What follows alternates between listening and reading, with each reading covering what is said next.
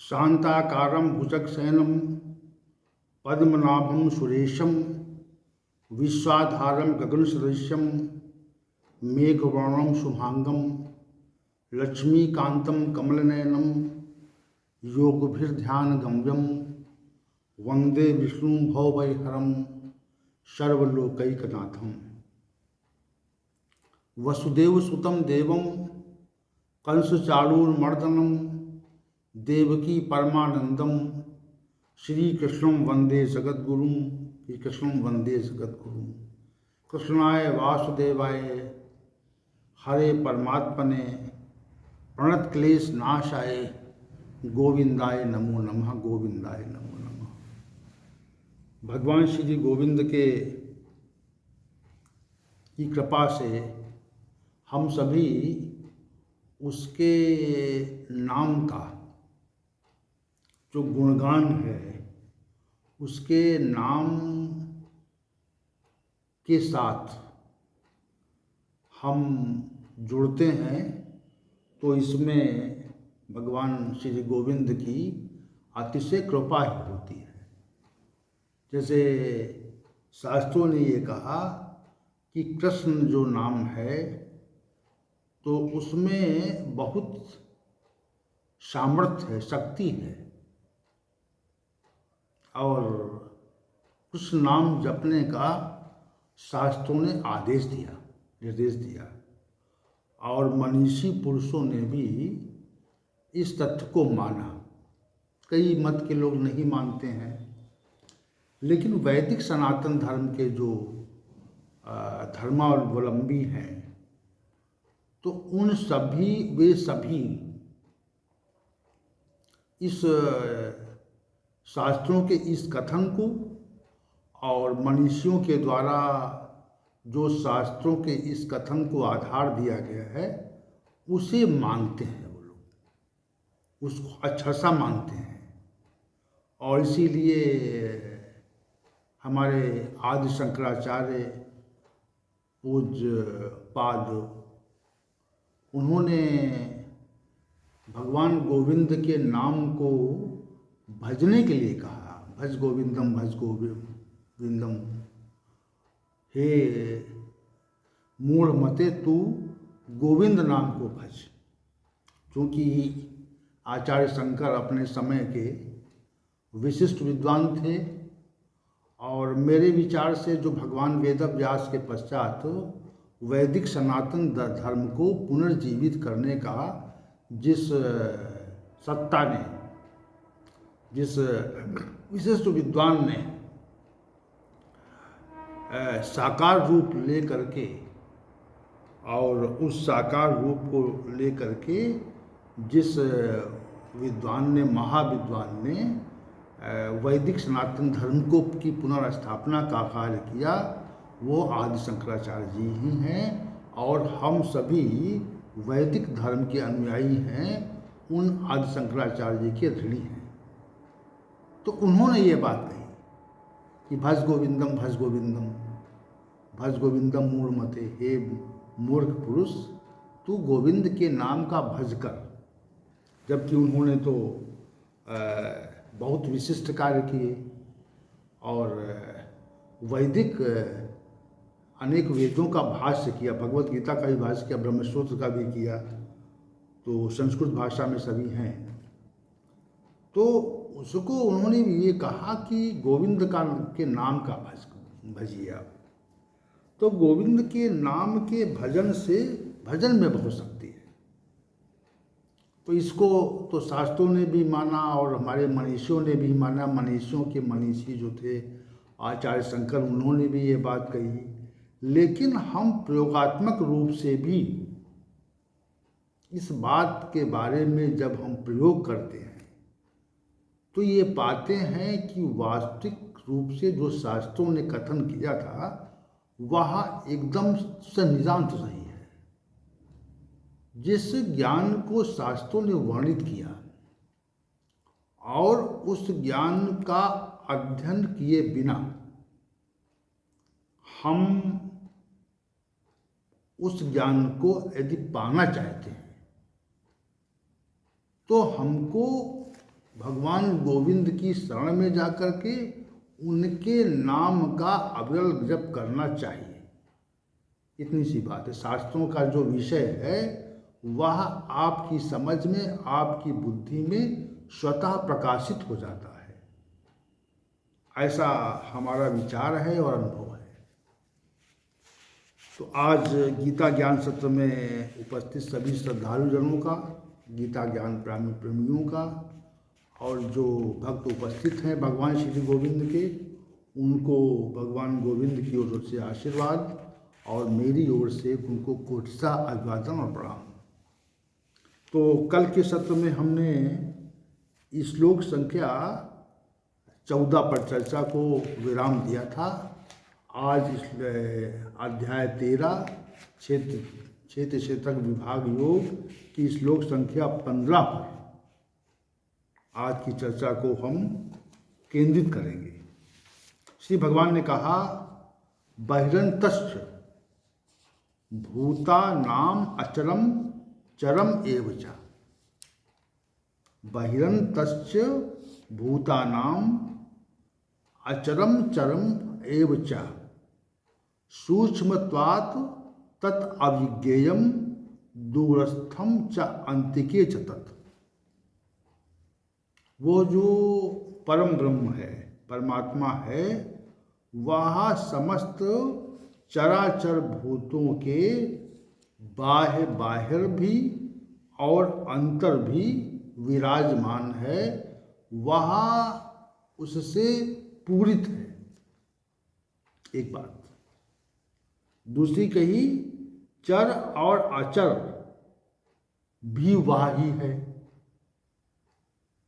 तीसरी बात ये कही कि सूक्ष्म होने से, सूक्ष्मत्वात् अविज्ञेयम, सूक्ष्म होने से अविज्ञेय अर्थात जानने में नहीं आता है। और च अंतिके च दूरस्थम, और समीप, अति समीप, समीप से भी समीपतम है और दूर से भी दूरस्थ है। तो इतनी बात कही, श्लोक कही गई है। वह जो परब्रह्म परमात्मा है वह समस्त भूतों के, समस्त प्राणियों के बाहर भी विद्यमान है और अंदर भी विद्यमान है। एक। चर अचर भी वही है। दूसरी बात, सूक्ष्म होने से वह अविज्ञेय है। तीसरी बात। चौथी बात, अति समीप भी है और दूर भी है। 4 तथ्य हैं इस संपूर्ण श्लोक में। 4 तथ्यों को निरूपण किया श्री भगवान ने, और ये विशेष बातें उस परब्रह्म परमात्मा के लिए श्री भगवान निरूपित कर रहे हैं। और ये श्लोक संख्या 17 तक निरंतर इसका निरूपण होता है। अब आप आज के इस सत्र में हम श्लोक संख्या के जो पूर्वार्ध अंश है उसमें जो पहले कहा श्री भगवान ने, भूता नाम बहि और अंत है, समस्त प्राणियों के बाहर भी है और भीतर भी है। तो अब इस कथन को हम आज दृष्टि डालेंगे और उसके पश्चात समय बचता है तो चर अचर भी वही है, इस पे दृष्टि डालेंगे हम। तो पहली जो हमारी दृष्टि है, हमारा जो आपका आज का केंद्रीय विषय है, वह भूता नाम बहि अंता पर है। ये चराचर भूतों के बाहर भी है और वह भीतर भी है, परिपूर्ण है, उससे विशेष बात है। तो ये भगवत गीता का कथन है और भगवान गोविंद ने इस कथन को प्रमाणित किया है। और अंदर वाली बात पहले करते हैं। तो अंदर वाली बात में ये है कि ईश्वरा सर्वभूतानां हृदय से अर्जुन तिष्ठति। वह जो परमात्मा है वह समस्त भूत प्राणियों के अंदर हृदय में बैठा हुआ है, विराजमान है। ईश्वरा सर्वभूतानां हृदय अर्जुन तिष्ठति, रहता है, वहाँ वास करता है। तो ये बात भी कहीं अंदर वाली बात हो गई। और जो बाहर वाली बात है, तो हम सभी ये कहते हैं कि वह परमात्मा जो है इस संसार के कण-कण में विद्यमान है। कहाँ विद्यमान है? कण-कण में विद्यमान है। तो फिर वह बाहर भी है। दोनों बातें हैं, अंदर भी है, शरीर के अंदर भी है, समस्त भूतों के अंदर भी है, और बाहर भी सत्ता उसकी है।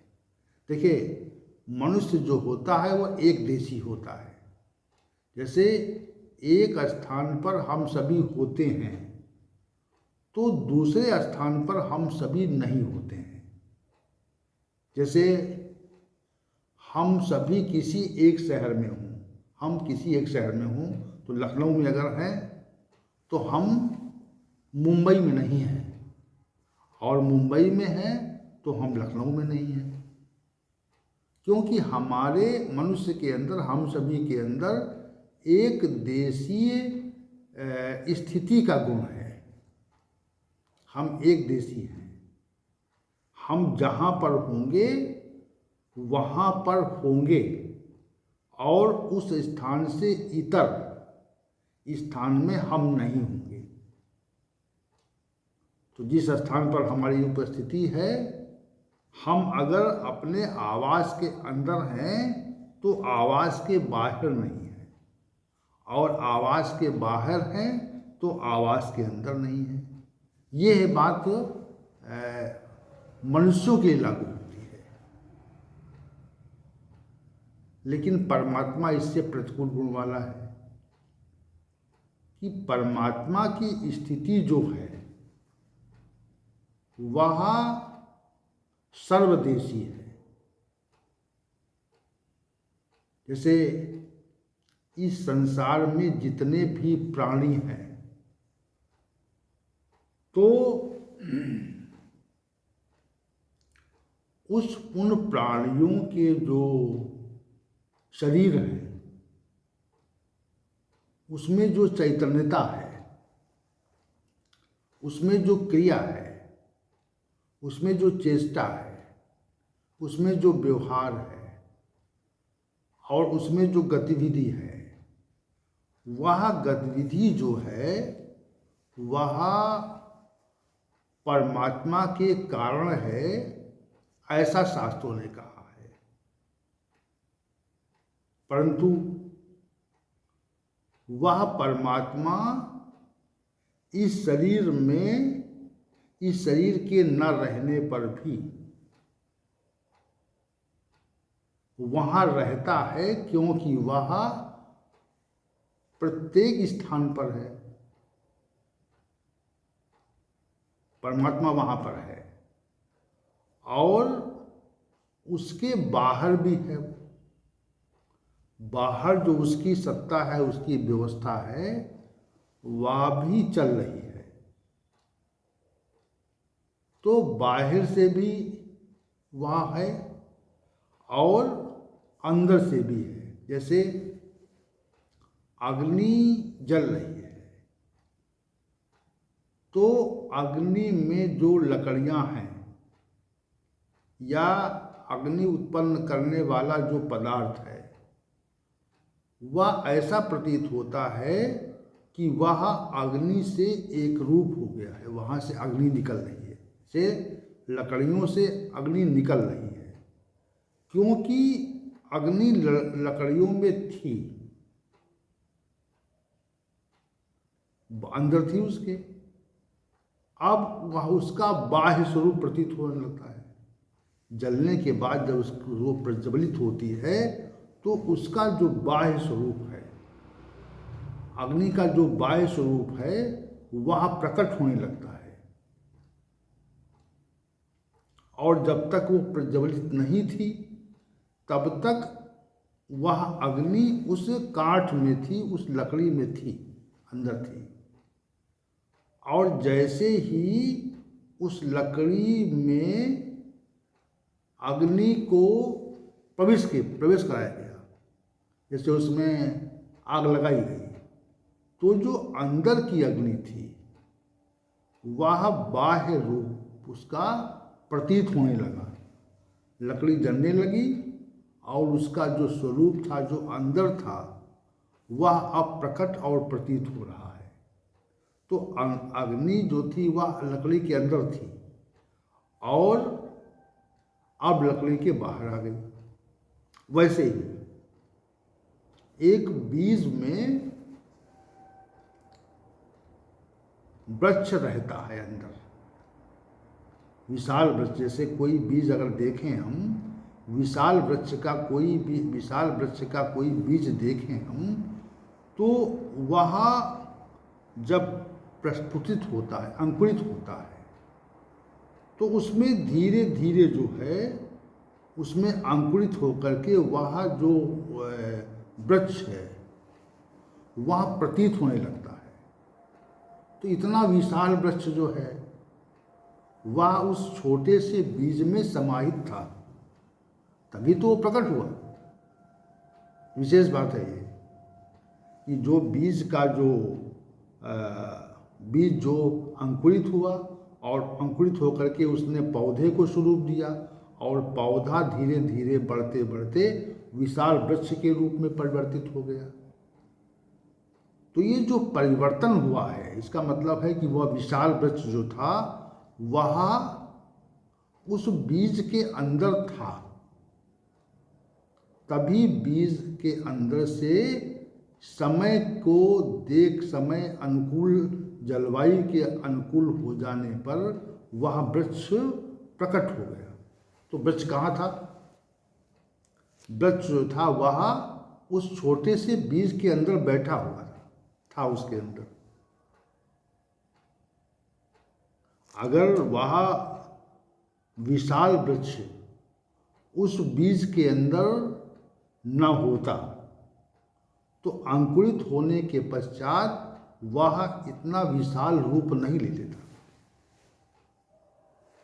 माँ के गर्भ में छोटा सा शिशु होता है और जब वह जन्म लेता है तो धीरे धीरे बढ़ करके एक विशाल मनुष्य के स्वरूप में परिवर्तित हो जाता है।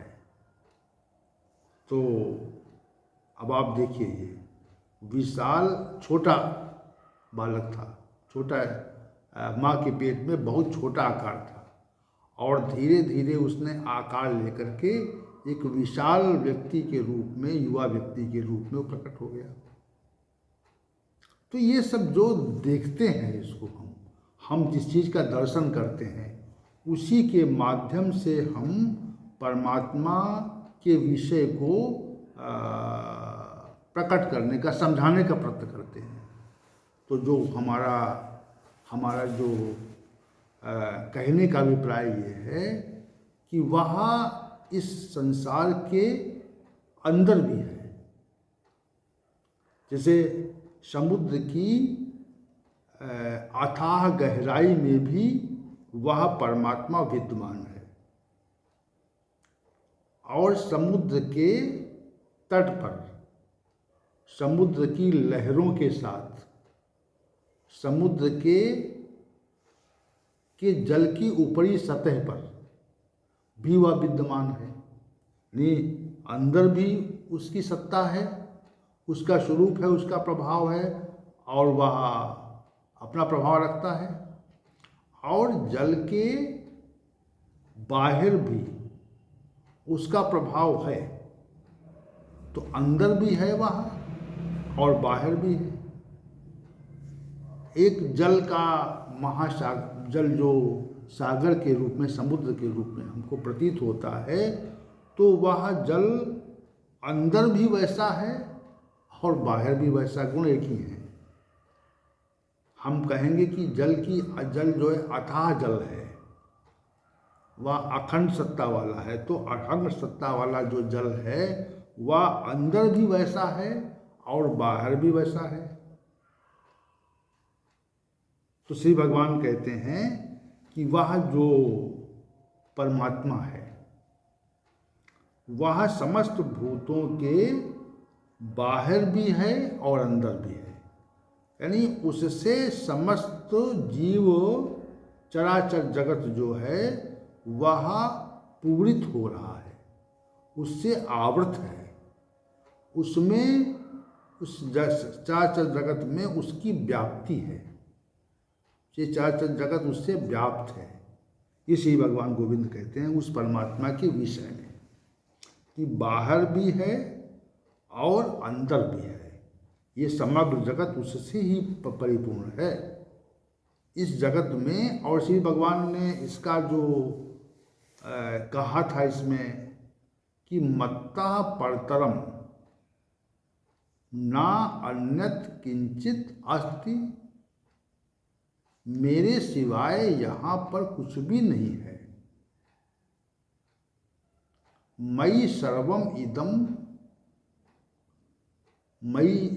इदम सूत्रे मणिगणा इव, जैसे एक धागे में मणियाँ पिरोई होती हैं और वह माला का रूप ले लेती हैं, उसी प्रकार से यह जगत ने जो स्वरूप लिया हुआ है, इस जगत में हम पिरोए हुए हैं।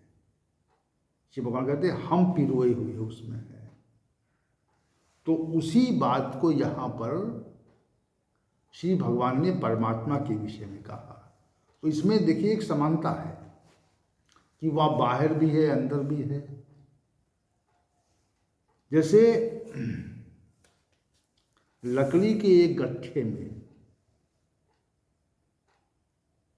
लकड़ी बाहर भी है और भीतर भी है। उसको जब काटते हैं तो लकड़ी का जो प्रकटीकरण है वहाँ स्वतः हो जाता है और हमको अंदर भी लकड़ी दिखती है बाहर भी दिखती है। जैसे कोई फल है, जैसे नींबू है या संतरा है, तो उसके रस उसके अंदर था और रस अंदर था, तो उसको किसी उपकरण से दाबने पर वह रस बाहर प्रतीत होने लगता है, क्योंकि अंदर था वो, तभी प्रतीति उसकी बाहर है ना।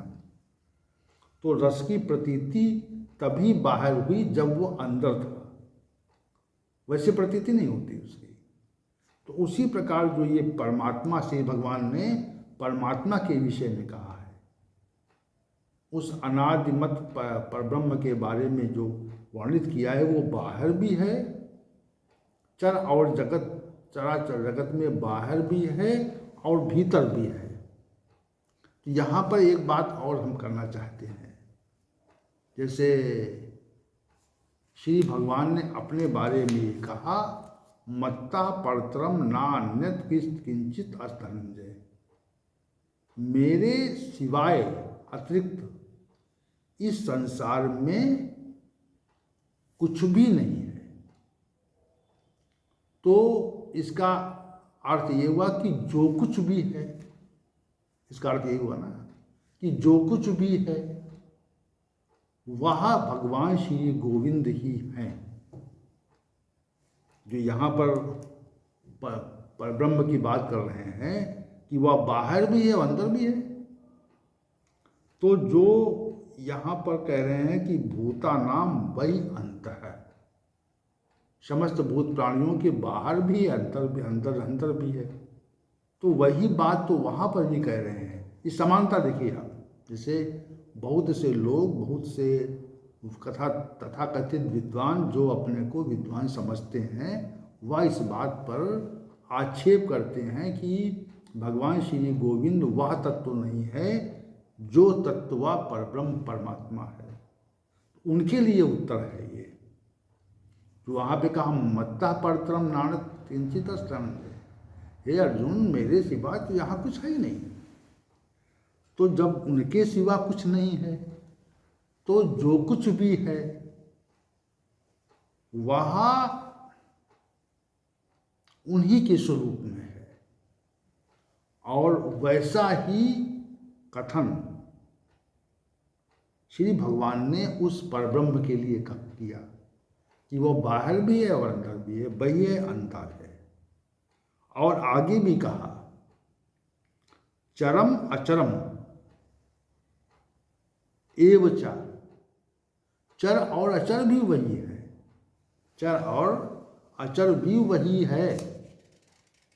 तो अब आप इसके जो पूर्वार्ध अंश पर देखिए, ध्यान दीजिए, चर और अचर भी है और बाहर भी है वह अंदर भी है, और मेरे सिवा इस जगत में कुछ नहीं है।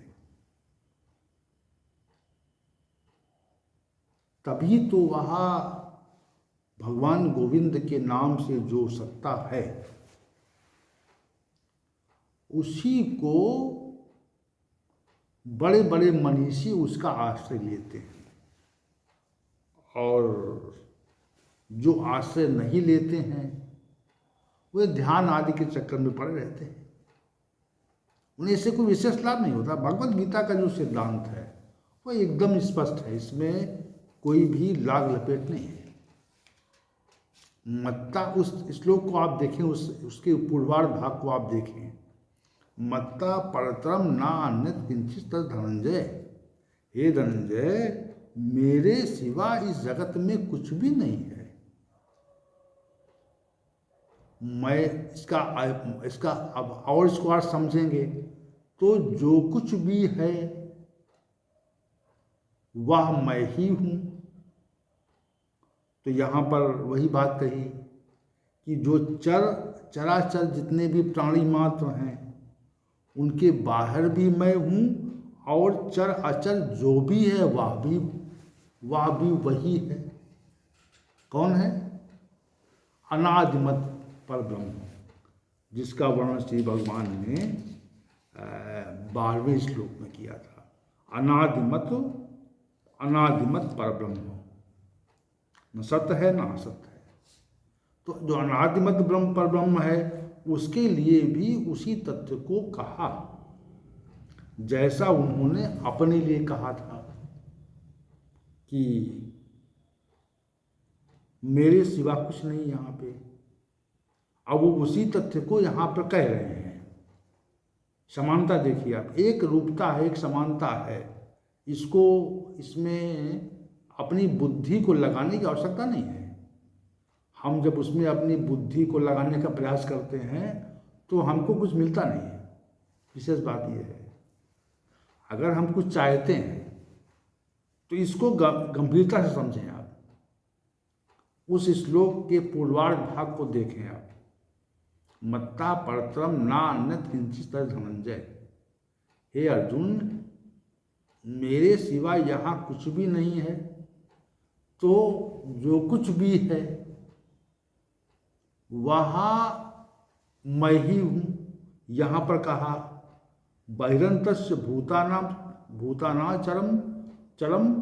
चरमेव च, जो कुछ भी बाहर अंदर है, चर अचर है, वह भी मैं ही हूँ, मेरे अलावा कुछ नहीं है। तो परब्रह्म के गुणों का श्री भगवान निरूपण कर रहे हैं, और परब्रह्म के जिन गुणों का श्री भगवान ने निरूपण किया है वे सारे गुणों का निरूपण श्री भगवान स्वयं अपने लिए कर चुके हैं, या आगे अनेक विषयों में उसको व्याख्यापित करते हैं। इसलिए हमें कहना पड़ता है भगवान गोविंद वही सत्ता है। अहम सर्वस्य प्रभवो मत्ता सर्वम प्रवर्तते,